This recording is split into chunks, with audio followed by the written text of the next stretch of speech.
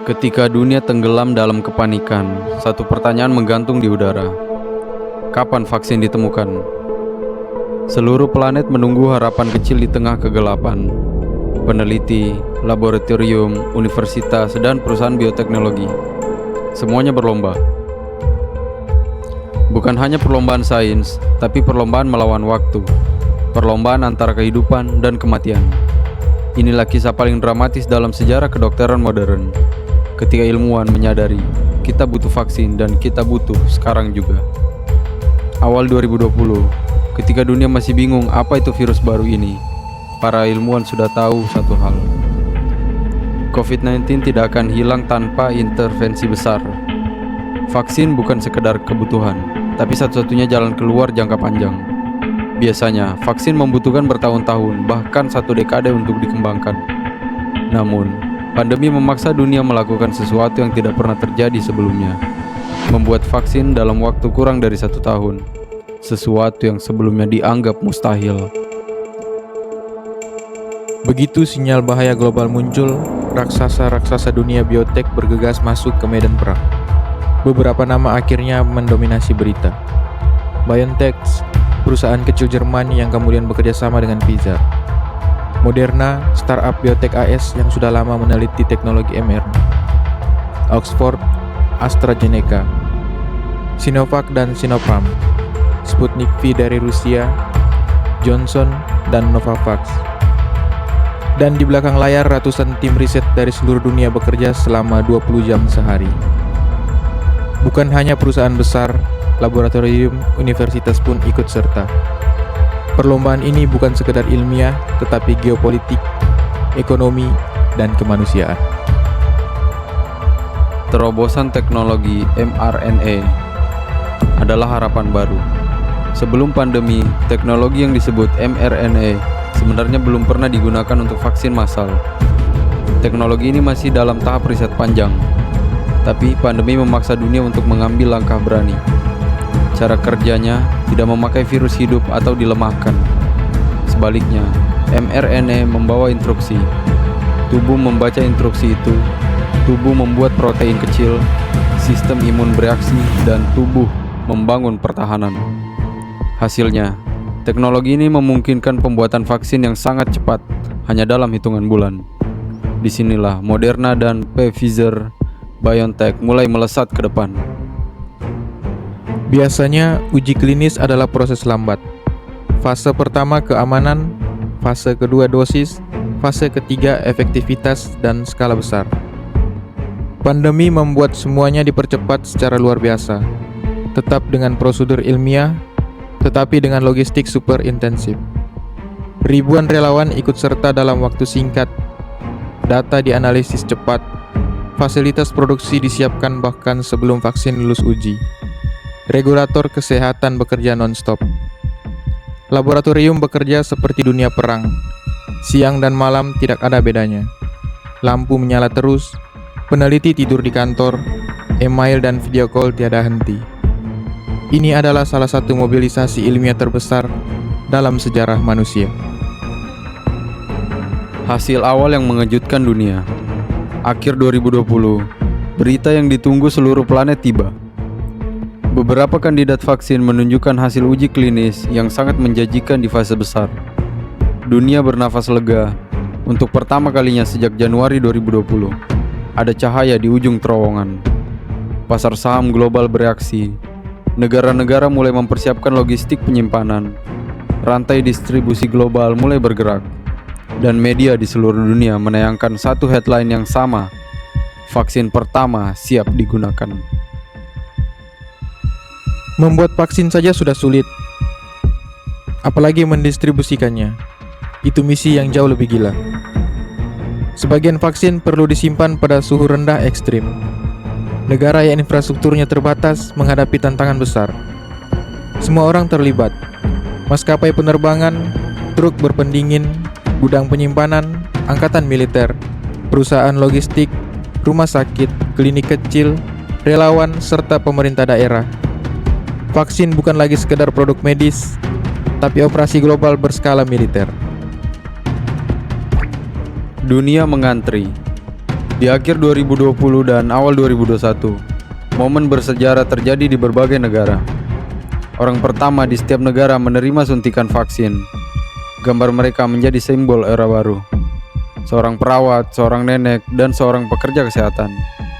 Dunia menyaksikan dengan haru. Antrian panjang terbentuk. Orang menunggu jadwal. Negara membuat prioritas. Tenaga kesehatan, lansia, orang dengan risiko tinggi, pekerja esensial, dan populasi umum. Stadion diubah jadi pusat vaksinasi. Gedung pemerintah berubah jadi klinik dadakan.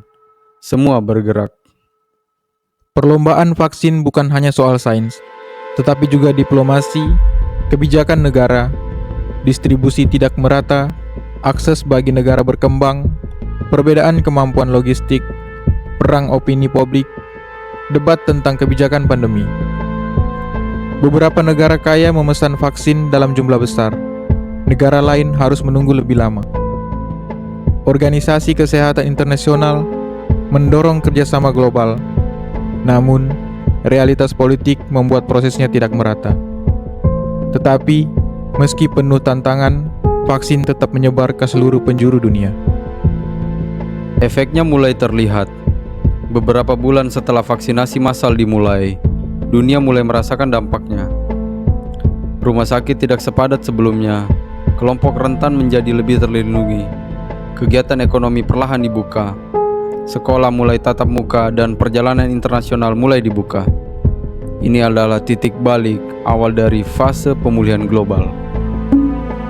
Lepas dari segala kontroversi, ini adalah fakta sejarah.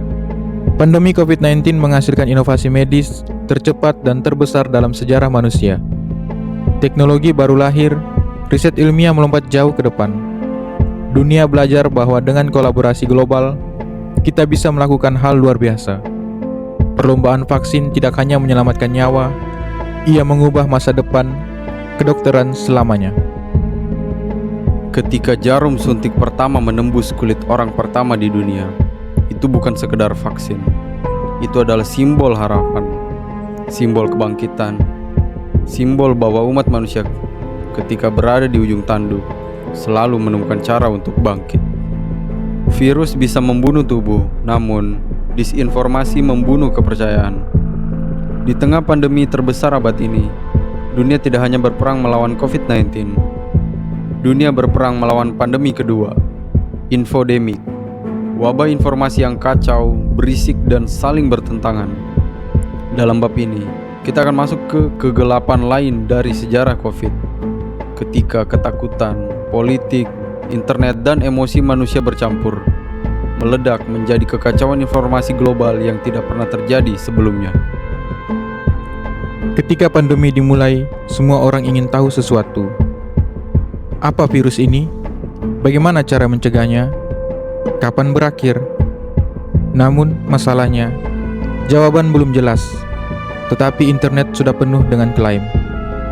Berita resmi keluar pelan, ilmu membutuhkan waktu, tetapi media sosial menyebarkan info ke miliaran orang dalam hitungan detik. Hasilnya, kekecauan besar-besaran. Orang bingung mana yang benar, mana yang bohong. Disinilah disinformasi mulai mengambil alih. Kebingungan awal, lahan subur untuk hoaks. Awal pandemi adalah fase paling rawan. Virus baru, tidak ada vaksin, pemerintah banyak yang bingung. Sains berubah setiap minggu, data belum lengkap, dan masyarakat panik. Ini menciptakan ruang kosong informasi, dan ruang kosong seperti ini adalah tempat terbaik bagi rumor tumbuh. Ribuan teori bermunculan, dari yang tidak berbahaya sampai yang ekstrim. Satu hal yang membedakan pandemi COVID-19 dengan pandemi-pandemi masa lalu, yaitu media sosial platform seperti Facebook, WhatsApp, Twitter, YouTube, TikTok, dan Instagram menjadi saluran penyebaran informasi tercepat dalam sejarah manusia. Konten yang membuat orang marah atau takut tersebar lebih cepat daripada konten informatif. Algoritma lebih suka drama, bukan fakta. Karena itu, satu pesan hoaks bisa menyebar ke jutaan orang sebelum sempat diperiksa. Teori konspirasi muncul di mana-mana. Dalam situasi panik, manusia mencari penjelasan sederhana. Sayangnya, kenyataan tidak pernah sesederhana itu. Maka lahirlah puluhan teori konspirasi global. Satu klaim melahirkan klaim lain. Satu rumor dibangun di atas rumor sebelumnya. Fenomena ini terjadi di semua negara, di semua bahasa, di semua budaya, dan perang opini pun dimulai. Pandemi bukan hanya krisis kesehatan, tetapi krisis kepercayaan. Banyak orang kehilangan kepercayaan kepada pemerintah, media, lembaga kesehatan, sains, perusahaan farmasi, bahkan dokter dan tenaga medis. Apapun yang dikeluarkan otoritas, selalu ada kelompok yang menolak atau curiga. Setiap kebijakan, dari masker sampai lockdown, memicu perdebatan nasional dari banyak negara. Pandemi memperlihatkan satu hal, kepercayaan publik adalah fondasi masyarakat, dan ketika itu runtuh, semuanya ikut hancur. Di banyak negara, pandemi berubah menjadi arena politik. Beberapa partai menjadikannya alat untuk menyerang lawan. Media tertentu memutar angle berbeda sesuai agenda. Influencer dan tokoh publik ikut memecah opini. Hasilnya, pandemi menjadi isu politik. Masyarakat terbelah. Kebijakan kesehatan menjadi kontroversi. Diskusi menjadi panas dan emosional. Bahkan, hal yang sebelumnya sederhana, seperti memakai masker, berubah menjadi pertanyaan ideologis. Ini belum pernah terjadi dalam skala global. Masalah besar lain adalah sains berubah seiring data baru muncul. Apa yang ilmuwan katakan di Januari 2020 bisa berubah di Juni 2020, dan itu normal. Tetapi, publik yang tidak terbiasa dengan proses ilmiah menganggap perubahan itu sebagai kebohongan, ketidakkonsistenan, atau teori apa yang disembunyikan. Padahal bukan. Begitulah sains bekerja. Perubahan rekomendasi, masker, jaga jarak, kebijakan pembukaan sekolah terjadi di seluruh dunia. Sayangnya, setiap perubahan memicu reaksi keras. Karantina membuat orang banyak di rumah. Dan ketika orang bosan, internet menjadi panggung. Muncul pakar dadakan, video reaction, influencer hiburan ikut opini, meme yang menyebar global, live streaming teori liar, dan grup WhatsApp yang ramai. Beberapa konten lucu, beberapa informatif, namun sebagian jadi bahan bakar kekacauan. Konten viral tidak peduli apakah itu benar-benar, yang penting share dulu. Dampaknya bukan hanya nasional, tetapi sangat personal. Pandemi memecah keluarga, pertemanan, grup WhatsApp, komunitas, serta hubungan kerja. Debat tentang pandemi merusak relasi sosial. Ada yang marah, ada yang merasa dikhianati, ada yang merasa dipaksa, ada yang merasa tidak dipercaya. Pandemi adalah ujian mental dan sosial terbesar abad ini. Pemerintah, organisasi kesehatan, perusahaan teknologi dan ilmuwan berusaha keras melawan banjir disinformasi dengan klarifikasi, peringatan hoaks, kampanye edukasi, kolaborasi dengan platform online, publikasi data, dan edukasi masyarakat luas. Namun, melawan disinformasi seperti melawan angin. Ia tidak bisa dihentikan, hanya bisa dikurangi dampaknya. Pandemi COVID-19 bukan hanya tragedi kesehatan, bukan hanya tragedi ekonomi, tetapi juga tragedi informasi. Ia menunjukkan betapa rapuhnya masyarakat modern, betapa kuatnya pengaruh internet terhadap pikiran manusia, betapa emosinya manusia dapat mengalahkan logika, dan betapa pentingnya kepercayaan satu sama lain. Ini bukan bab tentang siapa benar atau siapa salah.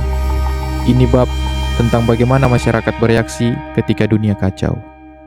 Dalam perang melawan virus, manusia bersatu. Namun, dalam perang melawan informasi, manusia terpecah.